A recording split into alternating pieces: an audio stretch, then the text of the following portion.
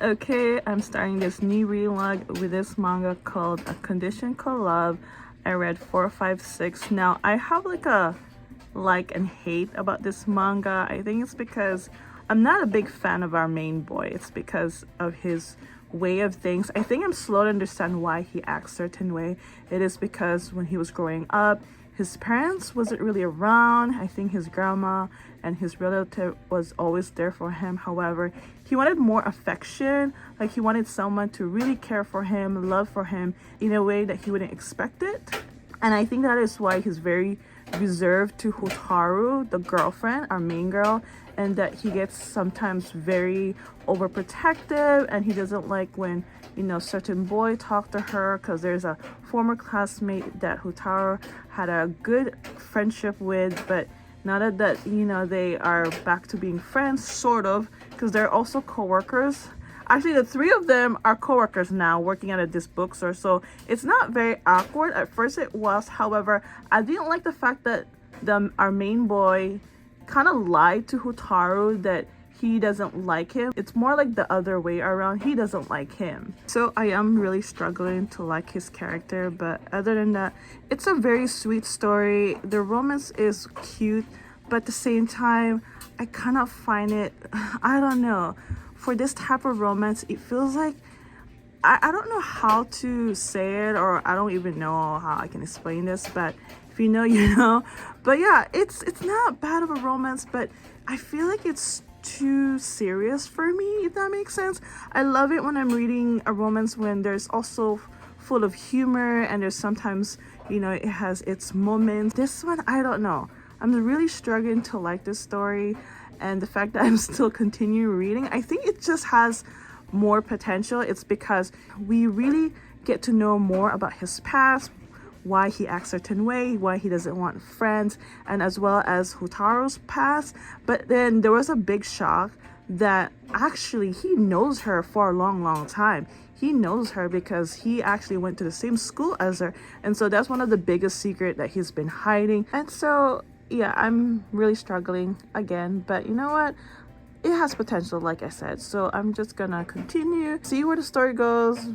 Maybe I'll end up liking it, but for now it's really not bad. But I think maybe once we see him kind of like loosen up and not be serious and slowly start opening to others, not just Hotaru, if that makes sense. And so I'm gonna keep going. I'm rooting for this story to really like get better, and you know, maybe things will evolve in a way that I'm gonna be surprised, if that makes sense. And so yeah, let's see what's gonna happen next.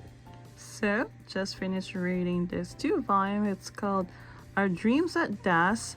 I think I read volume 1 maybe months ago, but yeah, so we got the main character in Tasuku. He's been kind of lost in his life. The story is all about self-discovery and self-acceptance.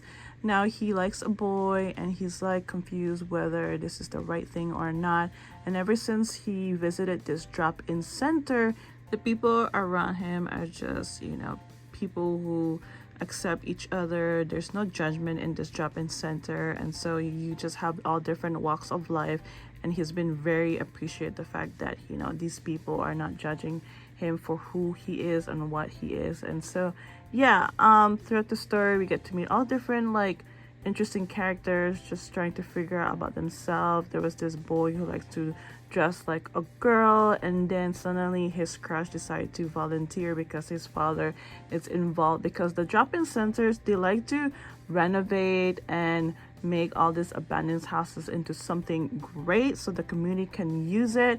And so his crush started volunteering. He was surprised that his crush actually knows him because they do go to the same school, and so he's been feeling kind of happy and cheerful, but at the same time there's part of him that he wants to say something. However, one day he was hanging out with him and there's 2 other girls for a school project. He did say something that was very uncomfortable. Basically, he was not very supportive about this drop-in center. He was very judgy and kind of like being so mean about it. And throughout that, I guess Tasuki just sort of like accept that because he really likes him. His crush started to feel so much anger. I think it's because he met the drop-in center's main person who is in charge. She was very kind of like pushy towards, you know, Tasuki's crush, and he wasn't happy about it. He wanted to get some confirmation whether the people over there are, you know, but then she was saying like, you don't really need to know that, it's really none of your business. And he kind of get angry. And then during a school festival, okay, I keep saying his crush, but his name is Tsubaki. Yeah, Tsubaki was not very super friendly to Sasuke. He was just so mean to him. When the school festival ended, he confronted Tasuki about the drop-in center, like how he felt about it. And yeah, again, he was being judgy. And then Tasuki had enough of him berating about the drop-in center, which was really not nice. Finally confessed to him about him being gay and that he likes him. And then after that, surprisingly, like whatever happened to that conversation, it seems like Tsubaki hopefully had a change of view, if that makes sense.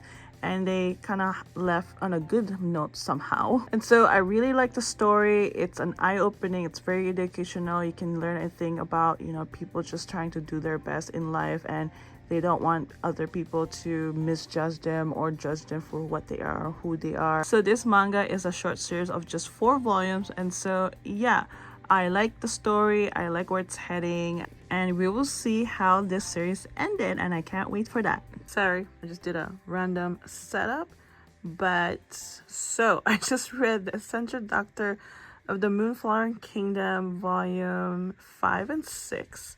Yes, so we're continuing with this really wild story about a young doctor. She's very talented, yet at the same time very eccentric. Now on this last 2 volume, Koyo, the eccentric doctor, now she has a fetish. I think I mentioned that before.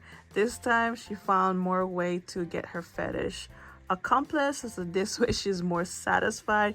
She found someone who can give her like a bunch of men illustration with their muscle, and then one day she actually had a customer with a big muscle, and she was so happy. Now this guy had like a pink eye, and you know, she was trying to convince him it's nothing serious, it's curable. And so now Master Kyuin, he's the prince, he went on a journey to investigate a village because it seems like there's been hush hush about this village, whether if it's true or not, that there's a disease or a curse that's occurring around the village. And then when he find out it is a disease, but in town or the village they think it's a curse, and so now he has to send a letter to Koyo to come down to that village to see what's going on, if she can cure them, because the stem sect that was there to help out, well, whatever they did is not really helping. And so I feel like this story has some sort of mystery, or maybe, I don't want to say conspiracy, but like, now the stem sect, they're like a cult. They think word of wisdoms and having faith, and they don't use medicine. It's more like incense, if that makes sense. Now whatever they do, it doesn't always work. Like, it's only temporary. And now it is Koyo's job to really figure out what's going on. And yeah, they're basically the enemy. For now, they're just behind the scene. Overall, this stem sect cult, whatever, they're not really good people. They like to spread good faith and send good message. They do actually like commit something very horrible. When Koyo reached the village, Master Kyun and his comrades wasn't there because they, I think, went further to find out what really caused their diseases. So I've been enjoying this manga series for a while now. I really like it. It does have some similarities to Apothecary Diaries. Now volume 7 I think came out recently, but volume 8 will come out in December, and so I can't wait to read more and find out what's really going on in this village, especially, you know, what's gonna happen next. Okay, so I haven't dropped a manga for a while, but this time I am dropping this manga called Love Circus. It's a BL 18 and plus. The thing was, it was very graphic that I wasn't very comfortable to continue reading. I did flip through some other pages, and to me, I don't think this is for me, and it's not my vibe at the same time. And it's about a man who is in a big debt, and he did something unspeakable, that he was saved by these group of men, and they decided to kind of just hire him and help him with his debt. And then these men run a male brothel, and of course he was in shock, and yet he has really have no choice. He has no other places to go, and so now he's really stuck in this place until he can pay off everything. And yeah, so yeah, that is all I'm gonna say. It was just not my type of reading, and that is why I am dropping this. So I've been, reading online, and this time I decided to read this manga called The Fragrant Flower with Dignity Bloom. I think it was because now volume 2 was out of stock for a while. Now it's finally in stock, so I decided to read it online. I think it was Kodansha app. And so I read 2 volumes. I read volume 2 and 3 because I already read volume 1 maybe a month ago or so. I think it's been a while. Anyway, I'm just beaming with joy. This manga, oh, it's just so cute, and I just find myself smiling all the time. I think between Rentaro and Kuroko's friendship, it's just blossomed. There's something special about their friendship. It is because now Rentaro goes to like an old boys school. However, they have a bad reputation of being delinquent. Now next door, it's an all-girls school where Kuroko goes to, and they don't like each other. Like the school don't like each other, and I guess maybe they're just influenced by others that, this school sucks. So both of their friends, of course, they don't like each other too. But Rentaro and Kuroko, they just started to get to know each other ever since she started visiting his family bakery, and since then they've been hanging out.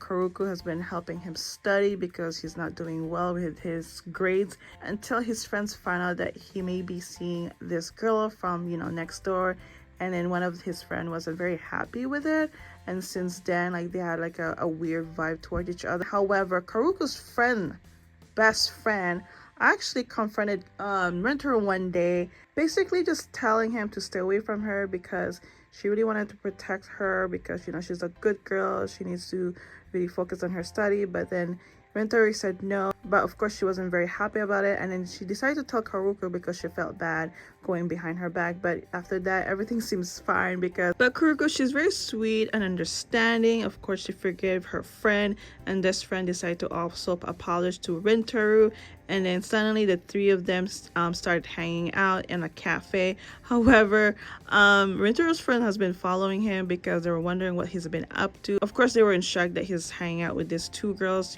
their nemesis. But after hearing what he said about their friends, they were also complete shock because Rentaro has a good heart.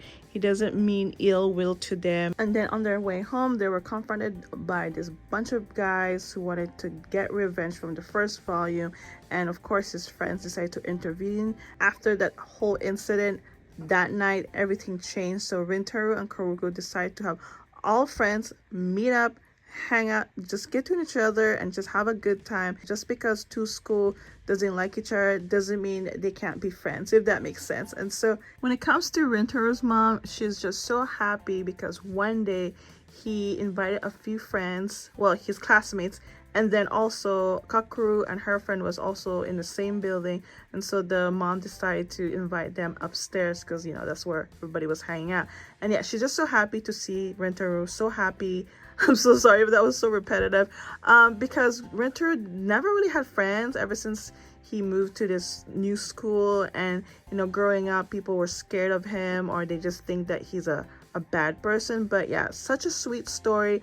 It's all about self-discovery, self-acceptance, and I just love it. I'm just glad that I can able to read this online, and I don't really have to go buy the manga right away because I was really shocked that volume 2 was out of stock for a while. But yeah, again, volume 4 does not come out until December. As always, you can read it online at Kodansha app. I believe it is Kodansha. But yeah, I can't wait to see what's gonna happen next.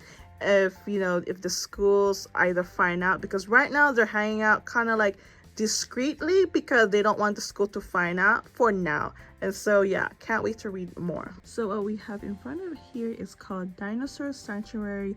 I read 3 and 4. I think I read 1 and 2 maybe a couple months ago. And so this is just basically about dinosaur living at a zoo, but this certain zoo, they've been struggling to find people to visit because dinosaur in this story, or in general, this zoo is just not popular, if that makes sense. And so yeah, I really like the story. It's just very educational, just to see about dinosaurs. You get to learn about what they eat, how they live, and their sort of daily life thing.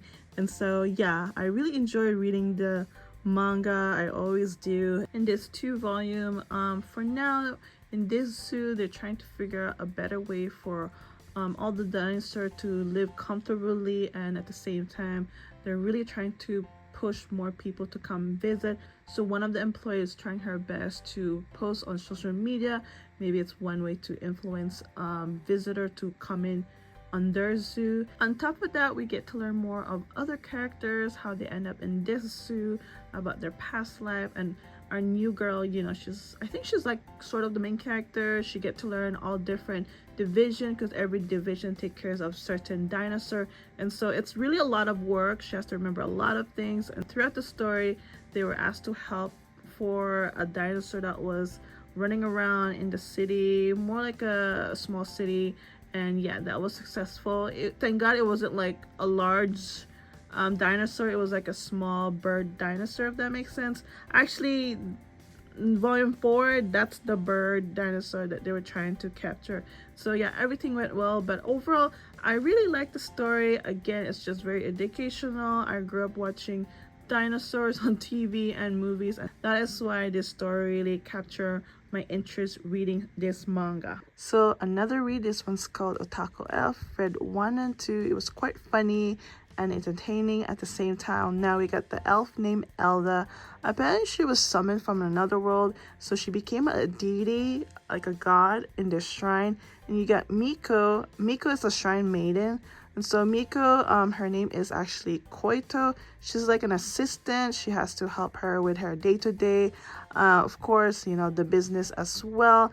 Yeah, Elda, she's quite handful because she's actually a homebody.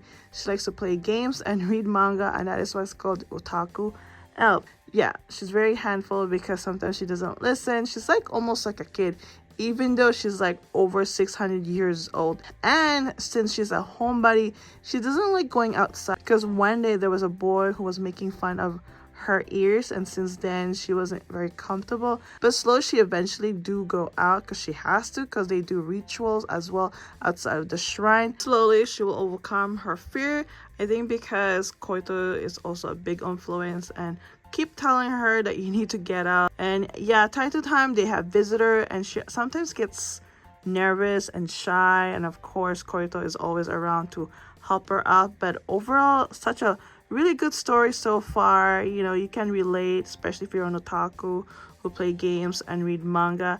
And it's interesting because you have an elf living the human world. She's not the only elf, because apparently other shrines has their own deity or god, and they're also elf as well. And so yeah, we do get to meet another elf from another region. They know each other because I guess they all talk. So I got this from my secondhand website. I randomly chose it because of the title. I thought maybe it's gonna be a fun to read, and yes, it is fun to read. And yeah, let's flip some pages. This is volume 2. Maybe I'll just use volume 1. But yeah, I'm enjoying it. I was actually didn't expect too much. But yes, the illustration is really nice. It's cute. Elda is just funny, very eccentric. And yeah, even though she acts like a child sometimes, she knows her stuff very well, And so yes, can't wait to read more of this. Now there's already about 7 volumes out. I think 8 comes out January of 2025. And so I feel like maybe the release is a little bit slow, because even volume 10 does not come out until June. That's like 6 months apart. But yeah, we're looking forward to read more of this manga. Alright, so I just finished reading Children X 2, 3, and 4. It was a really good start, but there's a prophecy apparently that they're trying to find the next Children X. Apparently this Children X is supposed to bring chaos, and there was a big war 70 years ago, so there might be a chance that there might be another war and that was led by a queen. Now this queen is recuperating.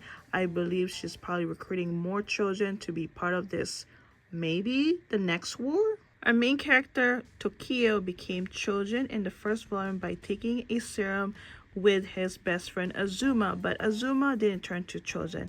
Now this time, Tokio was able to go back to his normal self because at first it was really hard for him. And then one day he met a girl named Ellie during a fight, and then Ellie introduced Tokio this organization called Yamoto, and he learned that he needs to get registered to be good children, and so they had to take a class for 40 days. Now there's two different classes.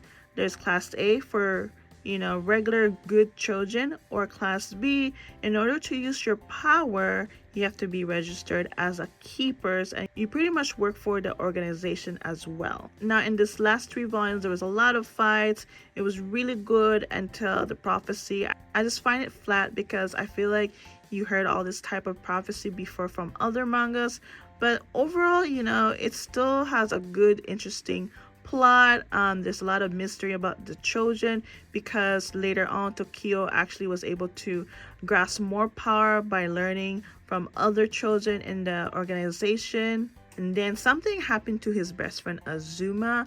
I don't want to spoil too much, but yeah, like something happened to him, and eventually like he has to learn to kind of control something, but you probably know where I'm getting at. Now going back to the queen, they want Tokio for a lot of reasons. I guess maybe they're curious of how he was able to succeed to become a chosen after taking the serum, and so he's been targeted for a while, but down the line that will change because something happened. Overall, I really like the story. There's just something about it that makes me want to keep reading. A lot of it's just, I'm just so curious. Now this manga is part horror, but it's very subtle. Like it's very tolerable. It's not that very scary. I'm actually shocked that I really like the story. It is the same mangaka who wrote Tokyo Ghoul. I did enjoy watching Tokyo Ghoul. I haven't read the manga. Eventually I will. But yeah, hopefully you guys can have a chance to read this manga. It's really good. If you really like Tokyo Ghoul, you'll definitely enjoy this. And yeah, can't wait to read more and see where the story takes. So I'm ending this reading log with Lovesick Ellie. I read 3 and 4. I know I can count on Ellie for making me laugh to end this reading log, and of course it wasn't disappointing. I really enjoy 3 and 4. It's just very funny. Ellie, she's just very open-minded. She just say whatever comes to her mind, and Naomi doesn't mind as well. He's always laughing and he seems happy. Now sometimes they have their moments and hiccups, they argue, they make up, and you know what, that's normal. But overall, these two just get along so well. And then throughout the story, Omi confess, and of course Ellie was just so happy and ecstatic, something that she would never thought that she would hear. And then at the end of volume 4, well, their friendships became romance. Of course there's romance. Something happened, something wonderful happened. Like it was just so thrilling and so fun and amazing. I can't believe it. Like it's just really a funny teen romance. I don't know, sometimes some romance can be cheesy and meh, but this one, I don't feel like it. I'm just enjoying it. I think it's because it's so refreshing to read something that we can all relate, if that makes sense. I mean, we all fantasize about our crush, a boy or a girl, whatever. And this one is very refreshing because I never read something like this. And for someone to wrote, and this is by Fujimoto, thank you so much, because this is very refreshing. Now we also get to meet 2 new characters named Rayo. Rayo is an old-time childhood friend and have the biggest crush on Sarah, which is Sarah is the best friend of Ellie. And then there's another guy named Kanami. Now Kanami has been reading Ellie's tweets. She doesn't know that yet, but Kanami, he seems sort of rude, but I'm not quite sure about his character yet, but he seemed like a big mystery as well. But yeah, seems like this story is just getting exciting for me. And yeah, I'm just looking forward to read the rest of the volume. I just want to take my time. I don't want to rush it because this is just so funny. And yeah, Ellie, again, she's just just wonderful, just really wonderful. I definitely recommend this if you want to read something funny, you know, very cute romance. And thank you again for Lizzie for recommending this, because if not, yeah, I won't probably know about this manga because I never heard of this manga before. And so yeah, really enjoying it. And I can't wait to read more. Okie dokie, here's all the manga that I read this week. Wow, I think I read a quite handful, and that's already actually a big accomplishment. I think this week I definitely focused continuing a lot of manga that I read before. I think the only new thing I read is Utaku Elf, and of course I dropped Love Circus. And so another quite successful week. I enjoy most of them, of course. Of course, some of them were very memorable. And yeah, I hope you guys enjoyed this reading log. I actually didn't read for 2 days because Wednesday I had to catch up on other things. Yesterday, a little preview actually. I did a reorganization, and so that will be up on Tuesday. And I was supposed to post my manga haul, but I'm gonna have to push that another week. And yeah, I know I'm doing a manga haul before a reorganization. Actually, I'm doing a manga haul after the reorganization, but I couldn't help myself because I got myself a new shelf. And so yeah, sorry for getting sidetracked. Anywho, I hope you guys enjoyed this reading log. Thank you for watching. I'll see you guys next time.